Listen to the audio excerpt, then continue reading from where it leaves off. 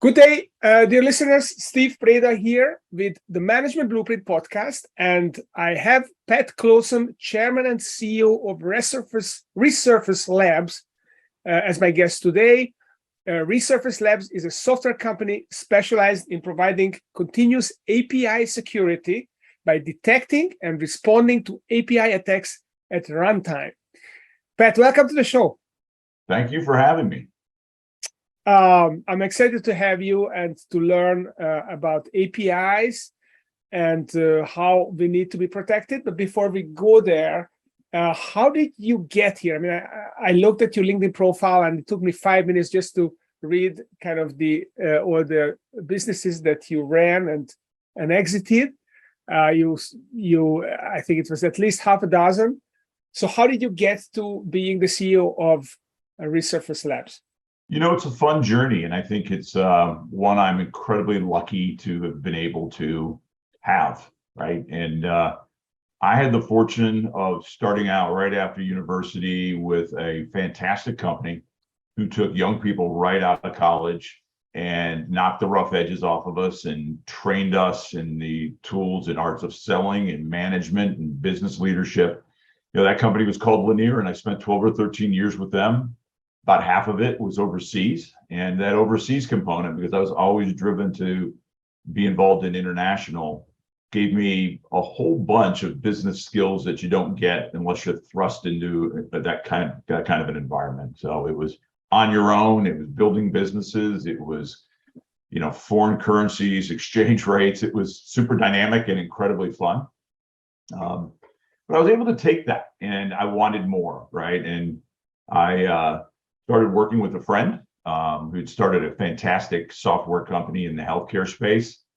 We were able to build that and then have an incredibly fun and profitable outcome in early 2000s. And then I started transitioning because one of our large shareholders had an investment in a cybersecurity company in the early days of firewalling, and went down to a company called CyberGuard, which was a publicly traded company at the time down in Fort Lauderdale that needed a bit of turning around. My buddy was there with me for a while, and then he left and I took over in 2003. And we were able to build that company just with hard work, you know, and some acquisitions of technology platforms. We were able to turn it around. We were able to make it profitable. We were able to grow that. Using direct sales domestically and channels internationally, and successfully sold that company. That took some of those skills and went into a venture-backed entity that was no longer firewalling, but it was endpoint. Different skill sets required, different things happening there. Software as a service as opposed to more of a perpetual sale. So your revenue generating strategies were different. Able to grow that company and sold it as well. Moved into data end of life, and that was a different that was a public company in the UK. We rolled up 4 companies from around the world and created a new category within Gartner called data sanitization.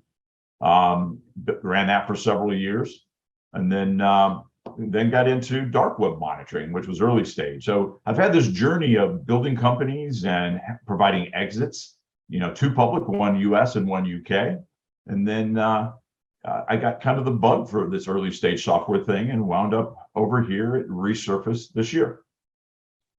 Wow, that's a fascinating journey. So let me ask you, were you a hired hand for these companies, or were you an investor as well, controlling or minority? What was your kind of modus operandi there? Yeah, good question. More of a hired hand.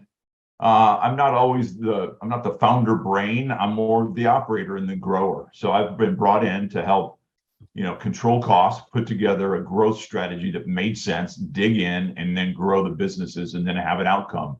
And I've been successful doing that. It's worked well.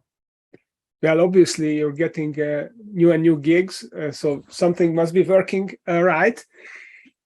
So one of the things that we chatted about in our pre-chat was how you grew these companies and basically your approach to sales growth, which I found fascinating. And you talked about 4 types of sales research that you believe that people have to do before they even get working on their sales strategy. So what are these types of research that we need to do? Yeah, I think too often people come in without ever boiling down the business and really understanding what it is you're trying to get accomplished, right? So over the years, I've developed this strategy, and my strategy involves 4 separate types of research, as mentioned. The first one I like to do is industry research, reaching out to industry analysts who have a voice in the space, who understand the space, who have a view on where it is today and where it will be going or should be going. So I interview as many of those as I can, and I read as much research has been published. So that's kind of the industry analysts. Those are the Gartners, Foresters, you name it, anybody within those categories, right? The second would be the financial analysts. So the mid-tier banking firms around the world, really, but there are a lot here in the US, often have analysts that write and cover spaces and sectors. So I'll reach out to as many of those as I can possibly find, and I'll read any research that they put out. I'll talk to them about their views on the market, the direction, the addressable market, the opportunity. And then the third piece, which is sometimes the most fun, but it's also fascinating and enlightening, is a real deep dive in any company that you think might even be closely a competitor. Mm-hmm. And in there, I want to know their pricing strategies. I want to know what they call out to be their value propositions, what they think their competitive advantages might be, what verticals they're targeting, who their buyers are that they're targeting. And all of that's available, but you got to get in there and you got to see what the language is around your space, who's saying what's popular, what's not, right? And also what's missing from it.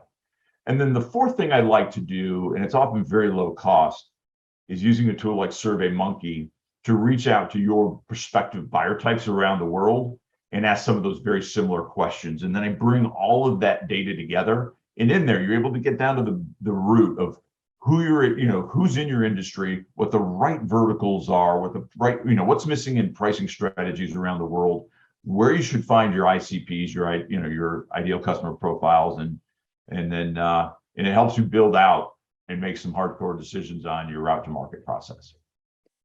That's fascinating. I mean, the way you describe it is super simple, but of course, that takes a lot of digging to actually, find those reports, read them, talk to these people, do the emailing. The framework is simple. The work it's not easy, but definitely makes a lot of sense. And I feel like a lot of entrepreneurs, they get out there and they just start running a business, and they hope that they're going to iterate to something useful without doing all the research. And there's a lot of wasted energy and a lot of dead ends, I guess. Yeah, I think part of it is self-preservation, right? I'm often coming into new types of technology, and it's the research that helps you understand it at a different level than just being the guy that flies high and comes in and tries to flip a couple switches. You got to boil it down. You got to understand it at its core in order to be able to move it forward. That's my goal with my 4-step process. Yeah, I love it. This is very systematic. Now, the other side of it. So after you've done the research, you have another 5 steps, which is we called it, I think, on our call, the Get Focused Sales Strategy Framework. So what does that look like? So when you got the information, how do you attack the market? So what I try to do with all that data is I try to distill it down into 5 things that allow us to get to market. And the 5th is that process, right? It's the old Jack Welch. Do you have a competitive advantage? If not, get out, right? You've got to, and often people talk about competitive advantages, but they never challenge themselves and see how many other competitors do something similar, right? So it's really boiling down and finding those things that you can do differently in your sales process, that if people like that, nobody else can do it, right? So it's getting to a competitive advantage. I think the other thing is too many companies and software guys are guilty of this, try to appeal to everybody. And part of my process is, what are the most important verticals that we can build approaches and documents and collateral to target, right? And for example, in Resurface Labs, when I did the analysis, I think there were 10 different verticals that companies were pitching to around the world. And we said, no, that's too much, right? 3. There are 3 that garner the volume of the purchases, that have the regulations that make the most sense and they're global, and they're driving buying behaviors, right? So it's tightening up your verticals to something that you can have a young new sales organization focus on, as opposed to trying to focus on everything. I think the next thing is, and I think here at Resurface, this is a classic example. We did pricing. Part of that competitive research is understanding how people are trying to price the platforms. And it was so complex. They were including engineers and developers. We had to find a way to make it crystal clear when somebody talked to you about pricing that they got it, and they could translate that into cost in their own environment. So getting your pricing strategy that's clear, it makes sense, and it's a differentiator in the market space. Then I think the next piece of the puzzle is getting what's your target market, right? Are you super large enterprise only? Are you SMB? Are you in the mid-market? It's getting into that you can focus on and build your ideal customer profiles around, and be really tight with your ICPs. And I think the last stage, what all that helps me do is build a defined, documented route to market process for the next few years that allows, for example, in this case, an early stage company to go from a very, to a small revenue number into a very sustainable, large, repeatable revenue growth process, right? So those are the 5 things that I'd like to try and get done along the way. Love it. That's great. So it's very systematic. So you do your research, and then you figure out how you get to this repeatable process. You're process driven. It's not about getting so many customers. Obviously, you have to gain some traction, but then how do you get the kind of process in place that other people can execute? Well, it helps you. Yeah. It literally helps you. It defines the type of sales approach you're going to have, and then how do you engage, train, and create a repeatable sales process based on what you've defined, right? You're not all over the place. It's not 5 things for young salespeople to count on. It's making it very, very tight and prescriptive so that they stay focused, they execute, and they can win without being confused, right? It's staying focused. Yeah, I love it. That is very powerful. So Resurface is all about API security. So what the heck are APIs in the first place? Well, they're everywhere now. You just may not realize it. So the application programming interface has exploded, and I think the pandemic probably helped it because people were home and using different types of tools to access data. But you should think about it, and I'm not the super tech guy, right? So you should think about it as a set of procedures and or functions, right, that allow the creation of apps that give you access to features, capabilities of different applications, services, or operating systems to enable business, right? Some of the more common names are things like REST, GraphQL is exploding. But why it's important is, I think a couple of years ago, Akamai said that it now was responsible for 83% of all web traffic flowed through APIs, right? And then there's a balancing number out there that said only 11% of companies at the end of last year had done anything to protect the data that's within those APIs. So you've got this exploding technology use, and it's not necessarily being built with security in mind. And now it's out there, and it's quite large. I think Gartner said at the beginning of this year that it would be the #1 attack vector in 2022. So it's this tool set, this technology that's exploding, widely adopted, it's global. The whole switch over to 5G is APIs, right? It's this exploding technology platform that has not been really managed well from a security perspective. So if I'm a layperson, which I am in this case, and I run a small to medium-sized business, then what are the kind of APIs I may be exposed to that I'm not even aware of? Well, right. You've got those. The APIs have come into 2 different types of categories, largely. Those that are north, and we refer to as north and south, are those that are external data flow between you and your customers, or you are the customer of somebody else and you're using an API to gain access to their services, right? It's a tool that they will present to you that gives you access to things that they provide. So those are called north and south. And then sometimes businesses are building them for internal data exchange and usage, right? And those are called East and West. So you'll know if your business is building APIs to make the use of your services or tools or data accessible to third parties or clients. If you have customers that consume your materials, you're probably providing the detail through APIs, or you're using them internally. So you'll know if you're creating them on your own. You'll also know if you're not really building them with security in mind. And then you have those that you're using of third parties. You're the customer in this case, and you're leveraging their APIs. And are these APIs behind certain applications so that we don't even know that they are there, or I actually choose to use an API? So let's say, I use different web applications. Are there APIs behind them, or are they the APIs? So how do I know that I'm now engaging with APIs and now I have to protect myself? Well, I think less of an individual issue at this stage. I think if you're on your mobile phone and you're engaging with apps on your mobile phone, you're using APIs every day. You just don't know it, right? Mm-hmm. It's the tool that allows that stuff to function.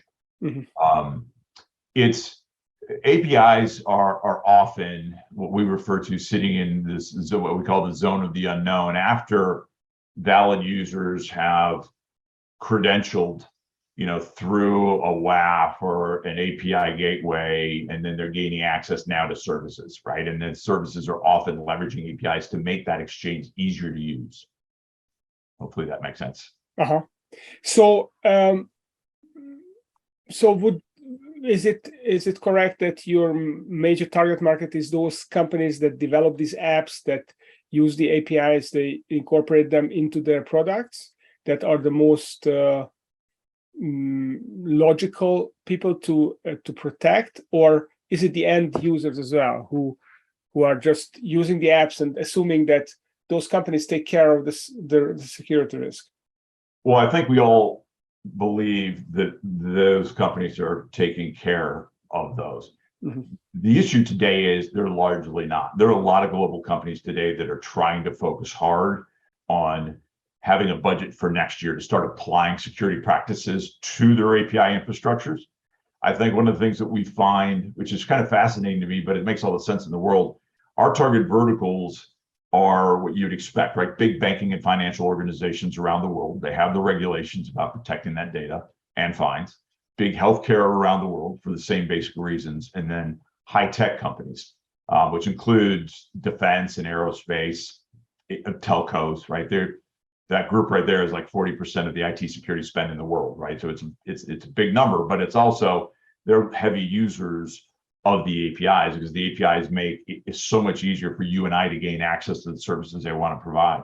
But sometimes they're just business to business. I ran a company a while ago, and we got a lot of our data from a third-party entity out of Europe, and they presented an API that allowed us to ingest the components that we wanted and pay for from them directly into our own services. So it's a big part of almost everything we do. So, so there are all these APIs out there. I may not even know behind which applications what API is. So how do I protect myself? Do I just build a wall in my own company, and then any communication from APIs will be filtered, or how does that work? So it's a great question, and the National Institute of Standards, NIST, has helped create guidelines for what that should look like. So they have their 5 steps. I won't bore everybody with what they are, but it's a combination of technology and process. In organizations like Resurface, what we try to focus on, our platform helps our clients understand for the very start, it goes out and it looks for and it finds the totality of your API infrastructure. So it maps it for you. It says, hey, this is what you got. Here are the north and south, here are the east and west, here's your total API volume.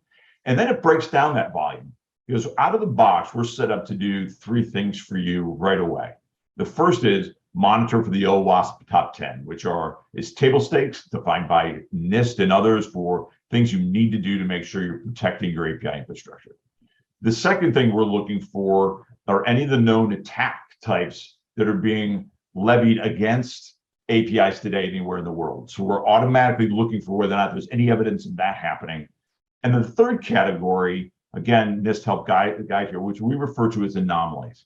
Not all APIs are built with security in mind, and not all code is perfect. So we think of anomalies as future attack surface, like a slow performing API, maybe a future DDoS attack, right? They're noticing something that they could take advantage of, right? Bad code. So you've got three major buckets. Some are development related, some are full-on security related, but you're monitoring that. And when you can take a look at, you get a view of, hey, we do 10 million calls a month across 30 different APIs, and 0.7% of that are attacks, real attacks. And then I can understand those attacks and I can do something about mitigating it is a big deal. And we can do that. And this is a little bit of a Resurface commercial, but I'm really proud of what we've done. The architecture that our founder, Rob Dickinson, put together was one that is cloud platform agnostic. And we can stand up in any cloud platform, but we only do it in the customer's environment, only. And that allows us to do two things that no one else in the world can really do or should do. The first is we do get to see their traffic in runtime because it's in their environment, not exposed in over an hours in an AWS or an Azure in a different country, any of the above. It's in their environment. So we get to see it unredacted and unencrypted in runtime, all their data. So we see full request and response data sets, which is really important. And the second thing we were able to do is we build a hot data layer the last 30 days of all of their API traffic, because 0-day attacks happen. But you got to be able to know if you've been impacted. So we build a cool Google-like search tool. When a new 0-day happens, you simply plug it in. It will tell them if they've been impacted, exactly which APIs and where within those APIs, so they can prioritize their remediations. But again, that data layer is in their environment. No bank is going to allow that data to sit in a third-party environment, right? And if you think about moving over to Europe with the EU GDPR, there's absolutely no, it's not even, it's hugely illegal to allow that to happen. Mm-hmm. So it's a very unique position, but it allows us, that strategy and that structure and that architecture allows our platform to see things very safely in their environment and alert differently. We see more, which is part of the goal. Can someone who is thinking about, okay, then maybe I'm exposed to this, to actually test? Is there an audit that you can provide people before they jump in, that, hey, is this really impacting me potentially? They can absolutely. They can confidentially download our platform. They get a 2-week license for free. They put it into monitor. We stand up in 15 minutes. So anybody who thinks it's hard, we've simplified it. A single helm command, we're up and running in 15 minutes, connected to your data sources, and you're off and running, and let it run. At the end of that 2 weeks, you're looking at that monitor and you understand exactly what your volume is. You understand where you have client errors. You understand where you've got leaks happening, if you've had any attacks and what those are very specifically. It is an aha moment, but it helps you understand. And it also helps you say, hey, we do actually have a problem here. And we need to think about investing in protecting our APIs. And this is what that's going to look like. And here's why, right? It's super easy to do. We try to be the lowest touch of any vendor out there and probably the highest yield in terms of what you're going to get in feedback. So the first step is for someone to download this software, check what's happening, and then if they see that there are some attacks happening and they need to do more, then do you provide professional services, or is it the software will take care of it? What's the next step then? Great question. So we have a kind of unique position. I think when you think about API security, I put it in 3. First, you got to download and get your platform up and running, right? That's easy. Step 2 is connecting into your API data stream. And then we provide 4, 5, 6 different ways. You can use all of them. You can use different ones, whatever that is. You got to get the data flowing. That's, the first step. And then the platform really takes over from there. At the very back end, once you realize, you get past that testing phase and you realize you want to have outcomes when you alert, whether it's code related, whether it's attack related, whatever that might be, we refer to ourselves as remediation agnostic. We are not agent based. We are not going to ask the customer to put any more agents down in their infrastructure. We pass on our data to those platforms you've already invested in, like an XDR platform, so they can begin orchestrating a remediation for where they have their agents, right? A SOAR platform, or you pick it, whatever those platforms are that you've already invested in. We're sending the data to those platforms through simple webhooks so that they're capable of remediating. And that's happening behind the scenes. You want that to be as automatic as possible. So we don't just leave you with, hey, you got a problem. We probably will in the trial. You're not really doing integrations in the trial process. That's more of a learning exercise. But in the go forward, it's a very simple integrations with whatever platforms you've already invested in. Awesome. So basically what I'm hearing is, if you run a business, take a look at what's happening with your API. That's the biggest risk in terms of cyber attacks, and download the free trial. Then you see what's happening. And then if you decide to go ahead, then you will basically take care of me. You are going to communicate automatically with all these platforms, and they're going to fix any issues that come up. Yeah, we want to demystify it. It shouldn't be scary. People shouldn't think we've designed the platform so you don't have to human resource up in order to get control of your API infrastructure. That's how we've designed the platform. We try to make it simple. We try to make it easy to experience. And I encourage people, look, we know people have set up their budgets for next year, but they just don't have the definitive data. Go through a free trial. There's no pressure. Just do 2 weeks, see what you got, and then go into the budget process informed. Does that make sense? It does. So awesome. So if someone wants to do the free trial, or they want to learn more and reach out to you, where can they find you? Hey, resurface.io. You'll see the opportunity to do a free trial on there. Or I set up a simple email so that people can reach out to me at any time, and I'll make stuff happen. It's pat@resurface.io. Super simple. Okay, awesome. Well, definitely check it out, resurface.io. Download the free software. Talk to Pat as well if you have further questions. Pat, it's been illuminating to hear about your sales research and your sales approach, how you build that repeatable, sales-focused sales process, which we all want to scale our businesses.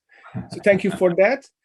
And those of you listening to this, if you enjoyed the show, please don't forget to rate and review us on Apple Podcast. And come back next week. I'll have another exciting CEO entrepreneur on the show. Thank you, Pat, for coming. Thanks, Steve, for having me. Take care.